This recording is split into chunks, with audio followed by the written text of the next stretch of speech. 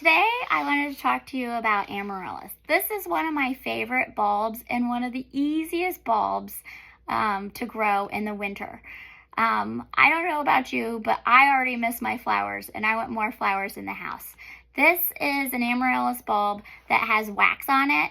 And so this is the easiest out of all of them because you can give this to any host or hostess if you're going to a party, or you can give it to your guests and they will truly remember this, especially when it blooms.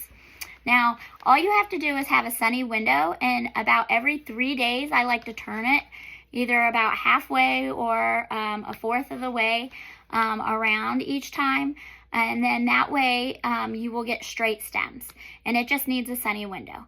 Now, after it's done, and if it's in the wax, what you're gonna do is you're gonna peel off the wax after it has bloomed, and you're gonna go ahead and you're gonna plant it in potting soil that's about 2/3 of the way up.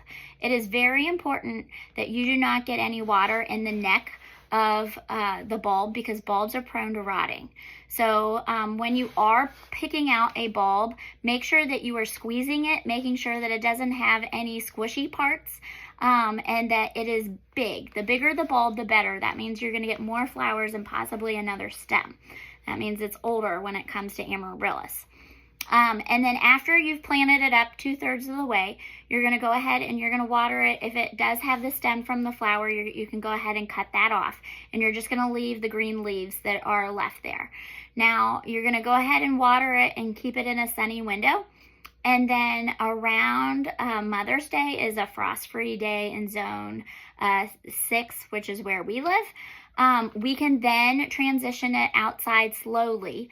And we just wanted to have morning sun. So the first day I would give it an hour. The second day I would give it 2 hours of sun. The third day, 3 hours of sun, and so on until it gets used to the outside.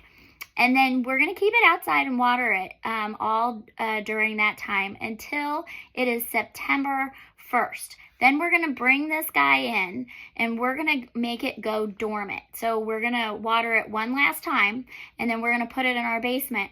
And we want it to be around 55 degrees, and we want it to be kind of dark. And then after that, we're going to leave it there for 6 to 8 weeks. And then that way it will go dormant. And then after that, we will then wake it up and then water it and put it into a sunny window. It will take about 6 to 8 weeks for it to bloom after that. So you can kind of plan accordingly if you want to match it up with one of the holidays and make sure it's blooming in your house, or if you want to give it away as a present.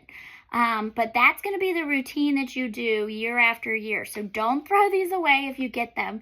Make sure you keep them, and now you know how to handle them. Now, if you don't want to plant it in soil, what you can do is you can go ahead and put it, once it's not in wax, you can go ahead and find a container, fill it up with rocks, and then you can fill it up with water right towards the top of the rocks, and then place this onto the rocks. Now, you want the very base of it touching the water, and that's it.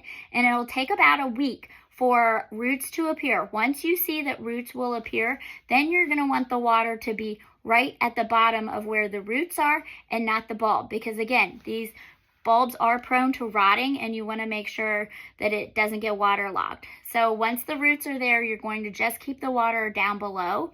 Again, there's 2 different methods that you can do. Either one is fine. You can either plant it in soil or you can use the water method. Either will work for your Amaryllis. As always, happy gardening, and hope you have more flowers in your house in this winter season.